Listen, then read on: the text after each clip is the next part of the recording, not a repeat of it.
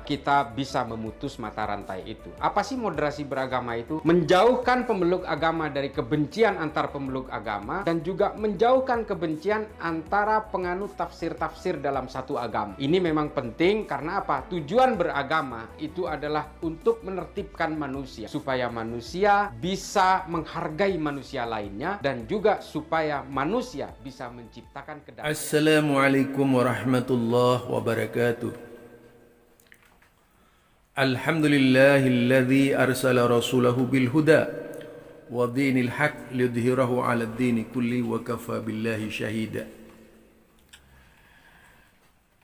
Kembali bersama saya Zulkarnain Al-Maduri. Fa inna ahsanal kalami kalamullah wa khairal huda huda Muhammad sallallahu alaihi wasallam wa syarrul umuri muhdatsatuha fa inna kulla muhdatsatin bid'ah wa kulla bid'atin dhalalah wa kulla dhalalatin finnar. Kembali bersama saya Zulkarnain Al-Maduri. Ya, tak asing lagi lah dengan celoteh-celoteh saya terkait onggok-onggok pemikiran yang muncul di tengah-tengah umat, merongrong kelompok-kelompok lain yang selalu ngomong intoleran padahal intoleran sendiri gitu. Selalu berbicara moderasi padahal perlu dimoderasi sendiri gitu. Selalu berbicara Islam wasatiyah padahal tidak wasatiyah gitu. Ngomongnya ngalor ngidul tidak jelas itu. Itu banyak sih di kalangan mereka. Selalu bicara terorisme padahal sikapnya teroris gitu. Ini banyak dilakukan oleh kelompok-kelompok yang ngaku-ngaku kita ini intoleran padahal mereka ini rajanya intoleran. Bukti bahwa rajanya intoleran ya itulah siapa yang lebih mengedepankan penyelesaian dengan cara pembubaran lah, itu kan mereka. Nah, kita lihat ya tadi ada siapa lagi kalau bukan Islah Bahrawi lagi dia berbicara itu pentingnya moderasi katanya, ya, dan sebagainya gitu. Artinya bahwa yang berhak memoderasi ahli tafsir itu adalah Islah Bahrawi atas nama BNPT dia. Jadi dia itu berpikir bahwa moderasi itu harus dilakukan siapa? Siapa yang berwenang melakukan moderasi? Kemudian tafsirnya siapa yang dipakai gitu. Ini sebenarnya mengajarkan tidak ilmiah, tidak akademis. Karena apa? Orientasi berpikir kemudian menjadi produk pemikirannya itu kan berangkat dari asobiyah. Yaitu asobiyah, dari mana dia berangkat itu? Sumbernya dari mana cara berpikir moderasi itu? Atau yang kita kenal dengan Islam wasatiyah itu apa? Islam wasatiyah itu Islam yang dibawa oleh Nabi Muhammad sallallahu alaihi wasallam, bukan Islam yang dibawa dari Madura gitu ya. Ini kadang-kadang Islam Madura dibawa ke dalam pemahaman beragama seolah-olah itu adalah sebuah kebenaran. Saya juga orang Madura ya. Tapi kalau kemudian Islam ini di mitafes ya, dipetak-petakkan sesuai dengan pemikiran-pemikirannya, lalu dikatakan bahwa ucapan dan ide saya itu lebih bagus dari kalian, itu tidak benar. Kalau berbicara Islam wasatiyah, ya berangkatnya dari Al-Quran lah. Itu wasatiyah. Mau meninjau aspek bukan dari omongan. Ini misalnya, Rasulullah Sallallahu Alaihi Wasallam buktinya itu bergaul dengan orang Yahudi. Karena memang tidak tahu sejarahnya, seolah-olah itu adalah apa yang dilakukan oleh Rasulullah adalah nasionalis semata, bukan masalah agama. Ini pengalihan isu menurut saya ini yang dilakukan Islah Bahrawi ya. apa yang dilakukan oleh Rasulullah itu tidak bisa dilepaskan dari wahyu.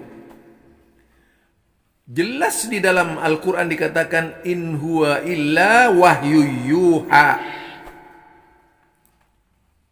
Jadi apa yang datang kepada Nabi Muhammad itu adalah wahyu semata. Nabi Muhammad tidak berangkat dari idenya sendiri. Nabi Muhammad itu bisa dikatakan tidak punya ide. Sudah dikatakan oleh Aisyah, akhlak Nabi Muhammad itu adalah akhlak Quran. Khuluquhu Quran. Akhlaknya adalah Al-Quran. Nah, kalau kita lihat dari sana, apa yang dilakukan oleh Nabi Muhammad sallallahu alaihi wasallam bukanlah pemikiran idenya dia. Nasionalisme itu salah, itu pemahaman barat itu. Orientalis berpikir seperti itu. Jadi orientalis ini berpikir bahwa apa yang dilakukan oleh Nabi Muhammad itu bukanlah agama gitu. Tetapi apa yang dilakukan oleh Nabi Muhammad itu adalah ide dari dia gitu. Pada akhirnya akan menuduh bahwa Nabi Muhammad idenya Nabi Muhammad. Lah, kalau kemudian umat Islam melindungi Yahudi ketika itu, umat Islam bekerja sama dari Yahudi, itu memang bagian dari Quran. Bagi mereka Yahudi-Yahudi yang tidak mengganggu. Bagian dari wahyu, perintah wahyu. Masa tidak kenal dengan kafir zimmi itu? Harusnya lebih diperdalam lagi cara berpikirnya siapa Islah Bahrawi itu tentang kafir zimmi. Nabi Muhammad melindungi Madinah. Kalau Nabi Muhammad melindungi Madinah itu karena memang Nabi Muhammad ada di Madinah. Buat apa dia hijrah dari Mekah ke Madinah gitu? Lah, sudah pastilah musuhnya itu akan menyerbu ke Madinah karena melihat Nabi Muhammad ada di Madinah. Intinya Nabi Muhammad yang dikejar-kejar musuh, bukan Yahudinya, bukan negaranya, karena Nabi Muhammad berlindung di sana. Yang secara kebetulan Nabi Muhammad sallallahu alaihi wasallam itu berada di bawah naungan Yahudi ketika itu. Berada di kawasan Yahudi dan Nasrani ketika itu. Yang secara kebetulan mereka tidak mengganggu keberadaan Nabi Muhammad sallallahu alaihi wasallam, keberadaan umat Islam. Malah mereka itu bersatu padu. Nah, itu pertama kali muncul istilah zimmi di dalam Islam. Dan kemudian di sisi lain kan ada di dalam Al-Quran, ya ahlal kitab, kan, kul ta'ala, itu ya ahlal kitab, kan dikatakan seperti itu. Marilah kepada kalimat ila kalimatin syawa, itu marilah kepada kalimat yang sama. Itu kalimat yang sama adalah at-tauhid ketika itu. Itu artinya mereka sebagai orang Yahudi, sebagai orang Nasrani ketika itu dari kalangan ahlul kitab yang tidak mengingkiri ajarannya, ada kesamaan, yaitu ajaran tauhid. Masa ini saja nggak ngerti Islah Bahrawi? Harusnya ngerti dong. Jadi bukan masalah negara itu. Jadi memang masalah agama itu. Berkali-kali loh Nabi Muhammad, ingat hijrah Nabi Muhammad berkali-kali. Ke Taif, kemana, ke tempat-tempat lainnya. Ke Ethiopia ya. Itu bacalah sejarah itu.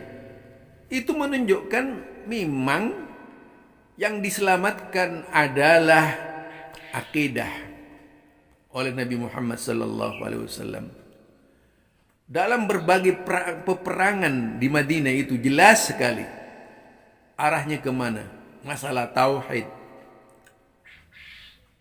Kemudian jika harus menjadi markas kekuatan Islam di Madinah, lalu dipusatkan di Madinah, ini kan berbicara akademisi katanya, dipusatkan di Madinah, bersama orang-orang yang loyal kepada Islam ketika itu, sudah pasti loyalitas Islam, loyalitas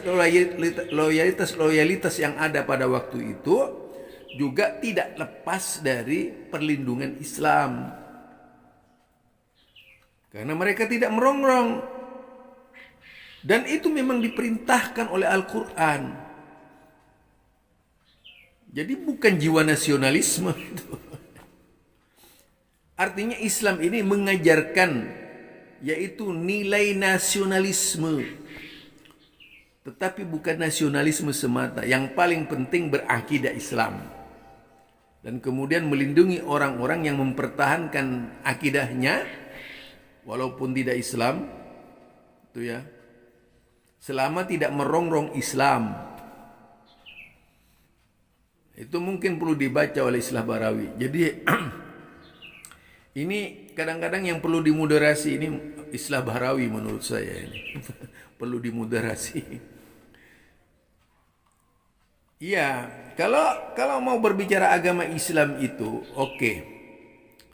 Kalau saya melihat ya paparan merendahkan derajat orang itu dari ceramah-ceramah Islah Barawi itu yang sepertinya tidak bersahabat gitu ya. Padahal di situ jelas sekali sifatnya merendahkan kelompok lain yang tidak disukainya. Padahal ya ayyuhalladzina amanu la yaskhar qaumun min qaumin asa ayyakunu khairam minhum. Itu. Wahai orang-orang yang beriman,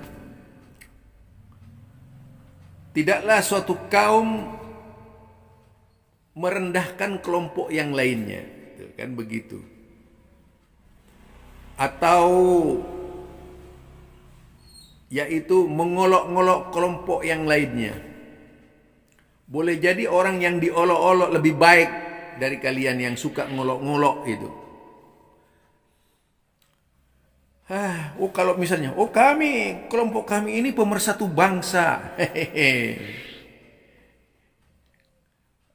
Pemersatu bangsa tapi suka membubarkan pengajian, itu bagaimana kira-kira ya? Adakah pemersatu bangsa itu suka membubarkan pengajian itu? Mungkin dianggap komunis kali ya pengajian-pengajian itu sampai dilakukan sedemikian rupa. Dari mana jalannya itu moderasi macam itu? Moderasi kayak apa gitu? Yang al-wasatiyah ini kalau kita lihat, jika ini di Al-Quran kan ummatan wasatan. Umat wasatan ini umat yang tidak berat sebelah, baik ke kiri ataupun ke kanan. Umat yang berada di tengah-tengah. Dalam konsep Al-Quran, umat wasatan itu orang yang berpegang teguh kepada Quran. Silakan lihat seluruh tafsir itu. Umat yang berpegang teguh kepada Al-Quran dan umat yang berpegang teguh kepada As-Sunnah. Itu umat wasatiyah. Kalau mau dilihat tafsir Ibnu Katsir, mau dilihat tafsir Al-Bagawi, Baidawi, apa semuanya. Umat wasatan yaitu. Bukan wasatan dalam konsep pemikiran perorangan individu atau kelompok yang ada di Indonesia itu. Tapi bagaimana menjadi ijma' seluruh ulama sedunia, bukan lokal. Itu baru muncul istilah wasatiyah tadi. Sekarang bagaimana bisa selalu anti-intoleransi, ya, anti-intoleran, tetapi perbuatannya intoleran. Ya itu tadi, intoleran. Dia mengatakan bahwa salafi intoleran. Kemudian membubarkan pengajian salafi. Ya itu namanya intoleran juga. Parah namanya itu gitu. Siapa sekarang yang main belusukan membubarkan pengajian, siapa gitu? Itu kan cerminan dari seorang yang ngaku paling toleran di Indonesia. Masa ngaku paling toleran seperti itu? Moderasi seperti apa? Gitu.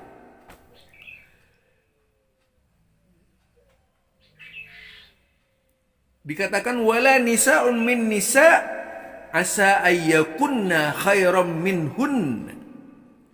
Demikian juga wanita terhadap wanita yang lain itu. Tidak boleh mencela, memaki, menghina, merendahkan dan sebagainya. Asa ayyakunna khairam minhun. Boleh jadi wanita yang direndah-rendahkan itu jauh lebih baik dari wanita yang merendahkan. Itu. Jadi ya jadi kelompok jangan inilah. Sampai wala talmizu anfusahum. Janganlah kalian memaki dirinya sendiri gitu. Wala tanabazu bil alqab, dan jangan saling memberi gelar tidak baik. Bi'sal lismul fusuku ba'dal iman. Sejelek-jelek lakop itu, panggilan yang tidak baik itu adalah panggilan sesudah iman. Itu. Kan begitu ayatnya. Jadi kemudian dikatakan faman lam yatub faulaika humudz zalimun. Oh, yang tidak bertobat itu zalim. Jadi kalau kita melihat dari ayat ini nyata sekali ya, yang dimaksud intoleran itu orang yang tidak toleransi terhadap orang-orang yang punya pemahaman beda. Kalau misalnya sekarang orang ya tahlilan bid'ah gitu. Tahlilan bid'ah. Disikapi dengan intoleran. Oh itu tersinggung langsung kan? Ini namanya nggak bagus sudah. Misalnya dikatakan tahlilan bid'ah. Lalu karena disebut tahlilan bid'ah, tiba-tiba muncul dari reaksi dari kelompok yang tahlilan itu. Apa reaksi dari kelompok yang tahlilan? Misalnya ngamuk gitu. Nah itu baru yang tidak toleran. Sekarang kalau itu kan ucapan disampaikan di tengah-tengah jemaahnya gitu. Tidak teriak-teriak di masjidnya kalian gitu. Disampaikan kajian itu di tengah-tengah umatnya. Ya biarlah itu kan umatnya kalian. Umatnya dia gitu. Kenapa harus sakit hati gitu? Lah sekarang itu dalam dunia Kristen itu kan terbagi-bagi juga. Ada sekte-sektenya gitu.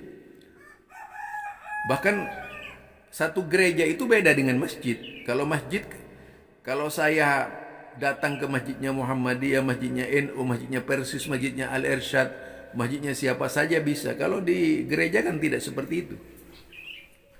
Itu saja masih toleran gitu. Ini Muslim yang seperti itu. Ada perbedaan. Di situ ada perbedaan loh. Konsep pemikiran di gereja itu ada perbedaan.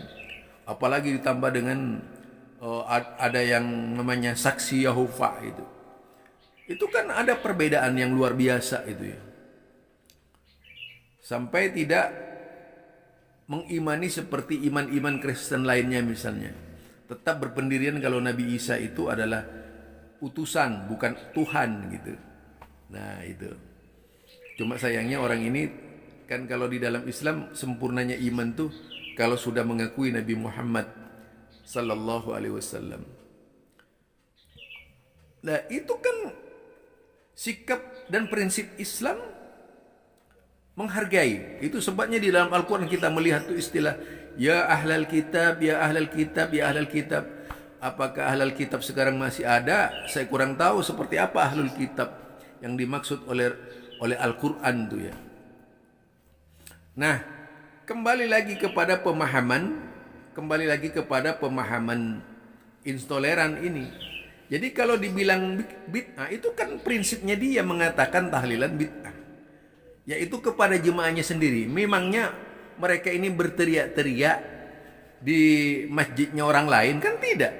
Dia berteriak-teriak bid'ah, berteriak-teriak syirik, diikuti oleh kelompoknya semakin banyak. Kan dia tidak pernah kemudian menarik-narik, ayo ikut saya, kan nggak pernah. Mereka yang datang ke pengajian itu orang-orang yang sadar. Orang-orang yang mempelajari sendiri. punya kemampuan intelijensia yang kuat sehingga dia mau masuk pengajian salafi misalnya. Lalu ada perkataan bid'ah, itu kan dikatakan di kelompoknya sendiri. Kenapa yang tersinggung kalian gitu?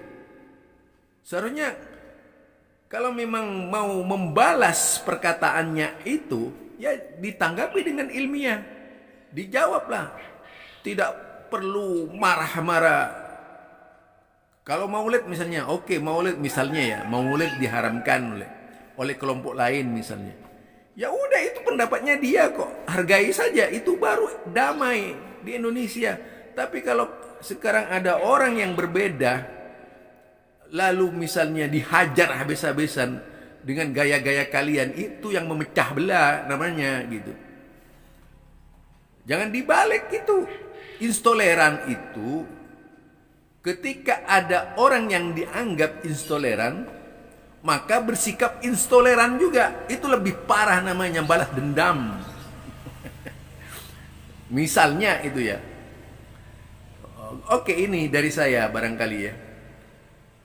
Al-Quran mengajarkan innamal mu'minuna ikhwatun. Kalau memang beriman, tunjukkan rasa persaudaraan kalian itu. Apakah orang yang disebut Wahabi itu orang yang tidak beriman, kemudian yang iman cuma kalian semua gitu? Apa kalian paling benar?